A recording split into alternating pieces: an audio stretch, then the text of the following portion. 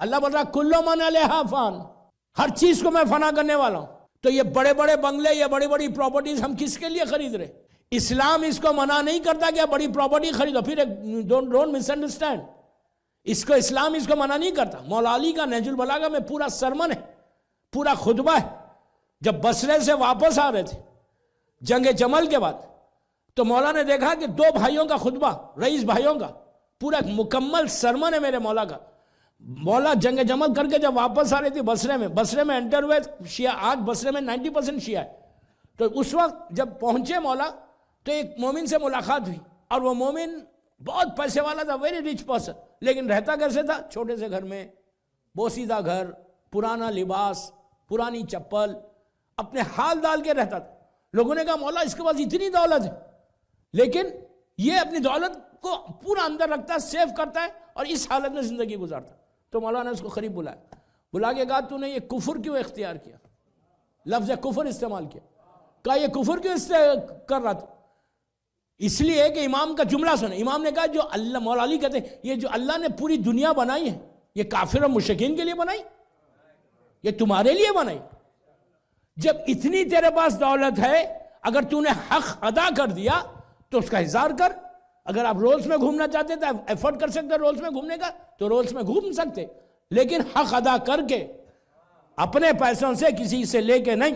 تو کہا کہ تو نے کفر کیوں اختیار کیا؟ تو اس نے کیا کہا، جواب کیا دیا پتہ ہے؟ اس نے کہا مولا آپ ایسا بول رہے، ہم کو تو پوری جو آپ کی نیوز آتی کوفے سے کہ آپ پرانے گھر میں رہتے، پرانی چپل پہنتے، لباس میں پیون لگے ہوئے، پیچز لگے ہوئے، تو میں آپ کی کاپی کر رہا. امام نے کہا سن، تو مومن ہے، میں امیر المومنین ہوں، تو اپنے آپ کو مجھ سے کیا کمپیئر کر رہا؟ جب اللہ نے تجھے نعمت دی ہے تو اس کا اظہار کر، لیکن حق ادا کر کے. پھر اس نے پلٹ کے کہا میرا دوسرا جو بھائی ہے وہ تو بہت ریچ ہے، اور وہ بڑے بنگلے میں رہتا ہے، بڑی بڑی گاڑیاں، فلیٹ آف کارز ہے. میں صرف سمجھانے کی آپ کی لینگویج میں بات کر رہا ہوں، اس لیے کہ آج کل تو مدیس ہر چیز ٹیپ ہو رہی ہے، ہر چیز یوٹیوب پہ جاتی، بولیں گے مولانا بتا دیے 1400 سال پہلے کارز تھے. نو، آئی ڈونٹ مین دیٹ. تو فلیٹ آف کارز اس کے پاس، اور کہتے ہیں مولانا اتنا بڑے بنگلے میں رہتے. مولانا نے کہا سنو، اگر تم بڑے گھر میں رہ سکتے، فلیٹ آف کارز رکھ سکتے، لیکن اگر تم نے اس گھر میں مہمان کی عزت کی، اللہ کی عبادت کی، ذکر ہمارا کیا، تو تم کو حق ہے بڑے گھر میں رہنے کا. اب بڑا گھر رکھ کے مہمان کی عزت، یہ بہت امپورٹنٹ بات ہے. خاندان والوں کی عزت اگر ہے تمہارے پاس تو وائی ناٹ. اس لیے کہ یہ دنیا جو بنائی ہے اللہ نے ہمارے لیے بنائی، کسی اور کے کافر و مشرکین کے لیے نہیں بنائی. اتنی سجی ہوئی دنیا کس کے لیے بنائی؟ لیکن اتنا سجا کہ اللہ بول رہا میں تباہ کر دوں گا، ختم کر دوں گا، باقی نہیں رکھوں گا. اگر اللہ یہ بول دیتا کہ رکھوں گا تو ہر آدمی فرعون بن جاتا، ہر آدمی نمرود بن جاتا. اس لیے کہ غرور تک ہم کو معلوم ہوتا. یہی تو پوچھا تھا رسول سے کہ موت کو کیوں رکھا اللہ نے؟ وائی، موت کیوں ہے؟ موت رکھا دوسروں کو میسیج کے لیے، عبرت کے لیے. آپ سوچیں موت کو کیوں رکھا اللہ نے؟ موت کو رکھا صرف اس لیے کہ دوسروں کو عبرت ہو، دوسروں کو پیغام پہنچے کہ یار یہ اتنا اچھا انسان چلا گیا، اور گیا بھی تو ایسا گیا کہ پلٹ کے بھی نہیں پوچھ رہا، یہ حشر ہو گیا. یہی بات رسول سے پوچھی گئی کہ پلیز غور سے سنو کہ یا رسول اللہ، اللہ نے جو یہ موت کو رکھا اور یہ ملک الموت کو جو پیدا کیا، اور یہ جو روح کا پروسیس ہے، میں روح کا پروسیس نہیں بتا رہا، اللہ نے بتا کیوں نہیں دیا ہم کو کہ تم اس دن مرو گے، تم اس دن مرو گے، تم اس دن مرو گے؟ ہم جیسی پیدا ہو اللہ نے ہم کو بتا دے کہ بھائی تم آج پیدا ہوئے نا، تم 70 ایئرس رہو گے دنیا میں. تو کتنا اچھا نہیں ہوتا؟ ہم پریپیئر تو ہوتے، تیاری تو کرتے. اگر بتا دیتا تو کتنا اچھا تھا. تو پورے مسلمانوں نے کہا یا رسول اللہ بڑا اچھا سجیشن ہے، اب اللہ کو بولے کہ اللہ کم از کم اب بتا دے کہ بھائی دیکھو یہ آدمی تم اتنے سال رہو گے، اتنے سال رہو گے، اتنے سال رہو گے. تو ہم بڑے پریپیئر رہتے، ہم تیاری کرتے. یہ اتنا سسپینس رکھ دیا موت میں کہ پتہ ہم کو ہی نہیں پتا کہ ہم مرنے والے کب ہے. تو رسول نے مسکرا کے کہا اس کا نہیں بتانا اس کی رحمت ہے. نہیں معلوم ہے مرنا کب ہے تو یہ حشر ہے ہمارا. معلوم ہو جاتا کہ ماریں گے کب تو پھر تو ویری امپورٹنٹ ہے. ہم کو نہیں معلوم ہے، اس کے بعد ہمارا یہ حشر ہے. اللہ کہہ رہا ہے کہ برزخ میں، دیکھو دوستو برزخ میں سب کو جانا. اچھا اب ہے کیا برزخ؟ 4 دن سے آپ پوچھ رہے مجھ سے کہ برزخ برزخ تو بولے لیکن واٹ از برزخ؟ میں نے ایک جملہ بولا تھا، ایک پردے کا نام ہے برزخ، ایک کرٹن کا نام، جو دو چیزوں کو ڈیوائیڈ کرے. یہاں تک بولا تھا میں نے. ایک کرٹن ہے بیچ میں، دو چیزوں کو ڈیوائیڈ کرتی. کون سی دو چیزوں کو؟ اس دنیا کو اس دنیا سے. پلیز غور سے سننا. اب میں برزخ کو ایکسپلین کر رہا کہ واٹ از برزخ، کیسے برزخ ڈیوائیڈ کرتی. مولا علی سے سوال ہے، میرے مولا سے سوال ہے کہ مولا برزخ کیا؟ تو امام علی نے کہا برزخ یہیں پر ہے. روایت میں اس راوی نے پوچھا کہ مولا کتنے لوگ ہیں برزخ میں؟ تو جناب آدم کے زمانے کے آج تک کاؤنٹ کر سکتے آپ. اس وقت اگر آپ دنیا میں پوچھیں کہ پوری دنیا میں کتنے لوگ ہیں تو اپروکسیمیٹلی آپ بتا دیں گے کہ چائنا میں اتنے، انڈیا میں اتنے، امریکہ میں اتنے، کینیڈا میں ایک اپروکسیمیٹلی ایک فگر آئے گا کہ اتنے بلین اتنے ٹریلین لوگ دنیا میں رہتے. آج کے دور میں ہم بتا سکتے. لیکن کیا آپ 100 سال پہلے جو پاپولیشن تھا دنیا کا بتا سکتے؟ 1000 سال پہلے جو پاپولیشن، پلیز غور سے سنو، 1000 سال پہلے جو پاپولیشن تھا بتا سکتے؟ نہیں بتا سکتے. اور روایت کا جملہ ہے کہ برزخ، ابھی کوئی آدمی جنت میں نہیں گیا. آپ اٹلانٹا میں دفن کرو، جمال پور میں دفن کرو، تاج پور میں دفن کرو، پارٹی میں کہیں دفن کرو، وہ جاتا کہاں؟ برزخ میں جاتا. تو ہے کہاں وہ برزخ؟ کدھر ہے وہ برزخ؟ علی سے پوچھا گیا کہ مولا لیٹ می نو کہ ویئر از برزخ، کہاں ہے کہاں؟ امام کہتے ہیں یہیں پر ہے. کہا مولا 20,000 سال اپروکسیمیٹلی 20,000 ایئرس کی جتنے انسان ہیں، جتنے قابیل سے لے کر آج تک، قابیل سے لے کر اس زمانے میں دنیا کا پاپولیشن صرف 4 آدمی کا تھا. نبی آدم، بی بی حوا، قابیل اور حابیل. 4 آدمی کے پاپولیشن سے آج ٹریلینز لوگ یہاں پہ ہیں دنیا میں. تو کہا مولا یہ پورا جو پیریڈ گزرا وہ سب مر گئے. کہاں گئے؟ جس میں مومن بھی تھے کافر بھی تھے. تو امام نے کہا برزخ میں گئے.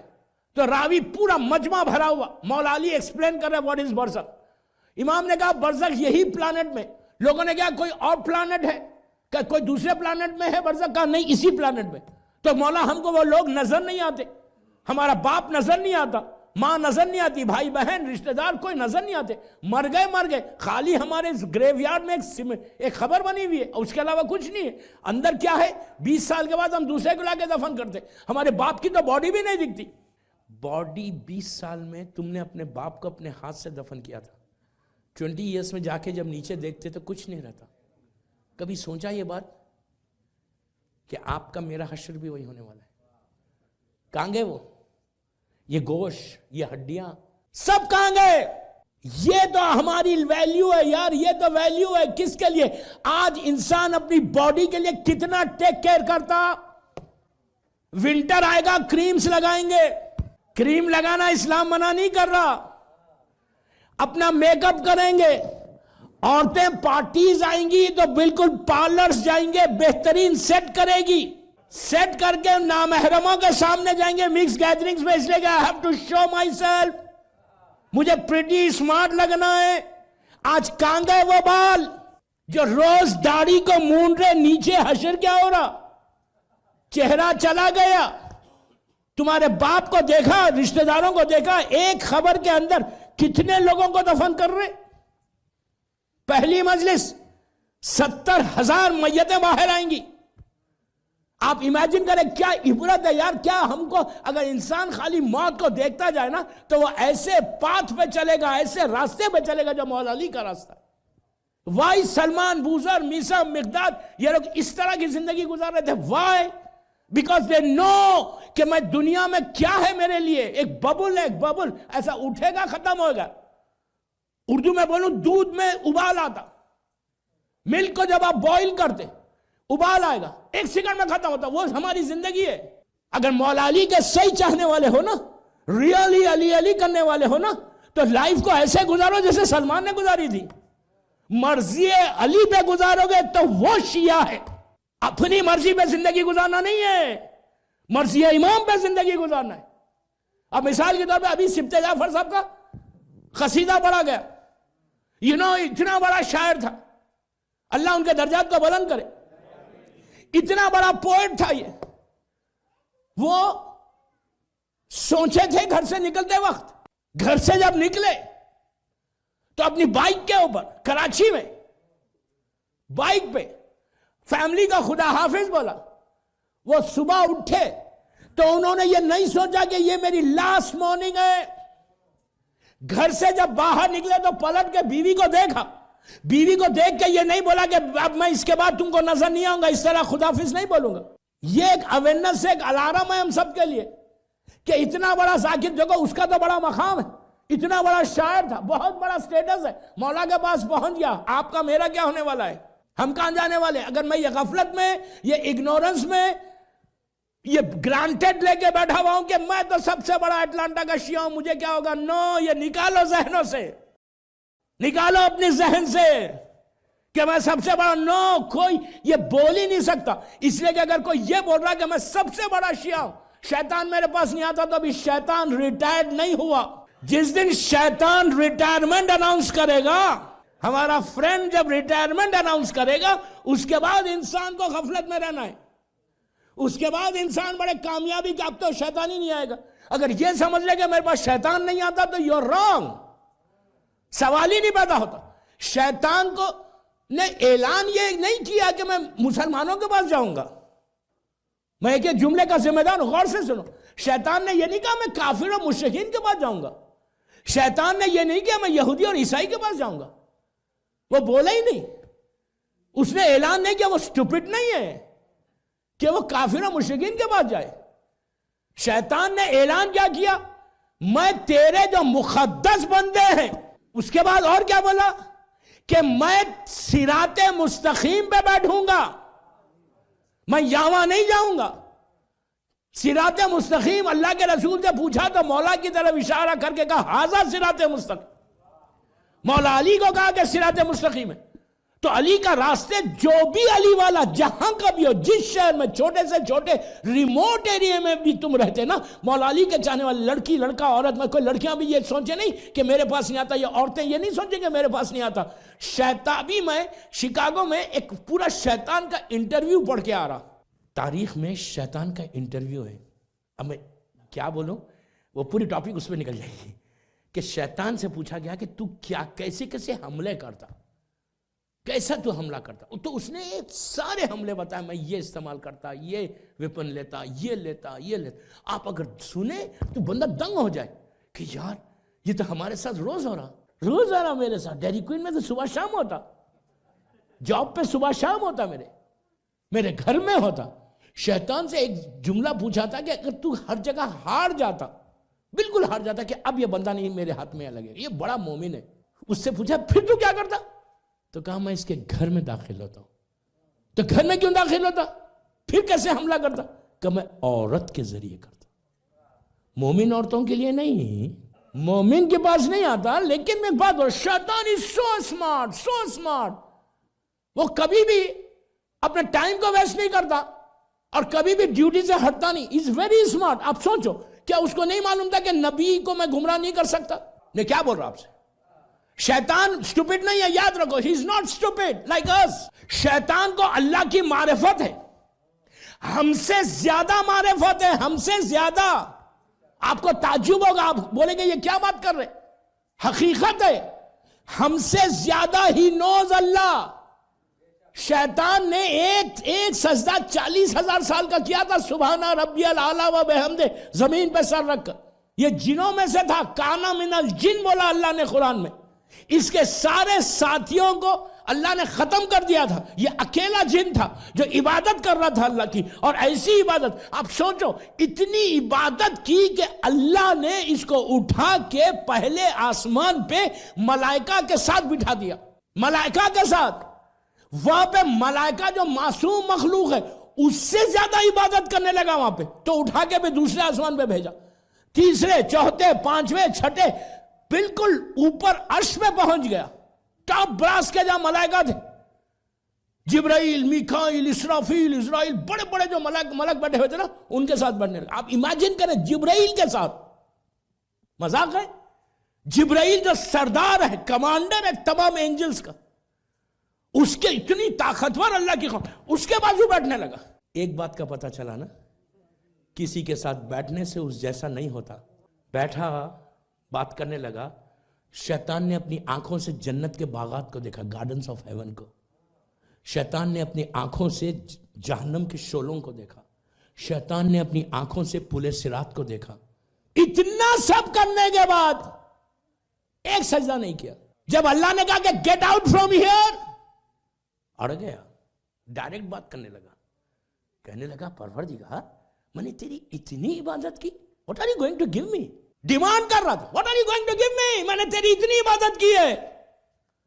वो इतना करीम है, उसने कहा क्या चाहिए तुझे, व्हाट डू यू वांट?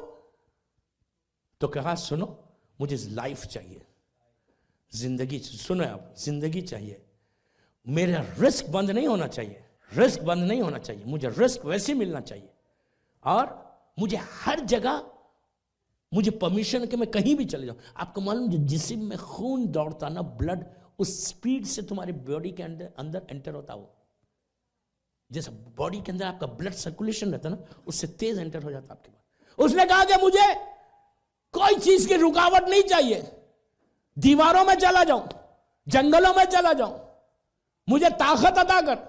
मैंने तेरी इबादत की डिमांड करने लगा, ये कंडीशन, ये कंडीशन, ये कंडीशन, ये कंडीशन। उसके बाद कहा मुझे कयामत तक जिंदगी दे। कहा नहीं, वक्त मालूम तक जिंदगी मिलेगी। हर डिमांड को अल्लाह ने एक्सेप्ट किया, इसलिए कि अल्लाह है वो जानता कोई भाग के जाएगा कहां जाएगा, मेरी हुकूमत तो मेरी है। तो इतना स्मार्ट हमको छोड़ेगा, अली वालों को नहीं छोड़ेगा। यकीन करो मेरी बात पे, जो आज हमारे गुनाह हो रहे, जो आज हमने मौत को भुलाया, जो आज हमने बरज़ख को बुलाया, हाउ, कैसे बुलाया? शैतान के हमले हैं जो मुसलसल हमारे ऊपर कर रहा, और हमारे जहन के ऊपर, मोमिन के ऊपर ऐसा पर्दा डालता, जहन के ऊपर, दिल के ऊपर एक पर्दा आ जाता, बोलता व्हाट इज बरज़ख। दुनिया एक बड़ा फेमस स्लोगन है सबका, यहां वालों से मेरी अभी बात नहीं हुई इस टॉपिक पे, अरे मौलाना जिंदगी एक दफा मिलती है, एंजॉय कर लेने दे। ये बहुत कॉमन स्लोगन है, अरे मौलाना जिंदगी तो एक ही दफा मिलती। मोमिन की जिंदगी एक नहीं है, दो है। मोमिन को दो जिंदगी है, ये जिंदगी नहीं, एक जिंदगी ये है, एक जिंदगी इमाम अली के साथ गुजारना है, एक जिंदगी ये है, एक जिंदगी करबला में गुजारना है। अभी आपने ज़ियारत आशूरा में पढ़ा कि या सार अल्लाह अपना सारे वल वितर अल मौतूर, क्या हुसैन तुम्हारे और तुम्हारे बाबा के खून का बदला भी बाकी है। ये हमारा जज्बा है कि इंशाल्लाह जब खून का बदला लिया जाएगा, इमाम ज़माना लेंगे इंशाल्लाह, तो हम इमाम के लश्कर में शामिल होंगे इंशाल्लाह। हम मर भी जाएंगे तो मेरा मौला मुझे उठाएगा। मेरी टॉपिक इमाम ज़माना नहीं है, वरना पूरे इमाम ज़माना पे पूरा अरसा पढ़ के आपको बताऊं कि कैसे कैसे हालात से इंसान उठाया जाएगा। उसके लिए मेरी एक रिक्वेस्ट है आप पूरे सबसे, कि अगर really if you want to really get up, मौला के साथ उठना चाह रहे ना, उठना चाह रहे मौला के साथ, तो ये जब जुमले पे जब पहुंचो, या सर अल्लाह अपने सारे वल वितर अल मौतूर के ऊपर, तो एक लम्हा रुको, एक सेकंड रुको, रुक के इमाम से दुआ करो कि मौला जब आप इंशाल्लाह ज़ुहूर करेंगे तो हमको उठाना। उसके बाद दुआ अहद, दुआ अहद मैंने इससे पहले भी बोली थी, आज फिर रिपीट कर रहा कि दुआ अहद को कोई छोटी दुआ मत समझो। मुझे मालूम कि लोग इतने पाबंद नहीं हुए दुआ अहद के। दुआ अहद तुम्हारी बरज़ख के लिए भी बहुत आसान बनेगी, तुम्हारी दुआ अहद तुम्हारे क़यामत के लिए भी आसान बनेगी। आप पूछेंगे दुआ अहद से बरज़ख कैसे ठंडी होगी, दुआ अहद से खबर में कैसे प्रॉब्लम्स कम होंगे, तो दुआ अहद छठे इमाम जाफर सादिक अलैहिस्सलाम ये कहते हैं, दुआ अहद प्लीज इसको कोई छोटी दुआ मत कर समझो। आप अगर कल से शुरू करें तो कल से अगर तुम शुरू करो और 40 दिन दुआ अहद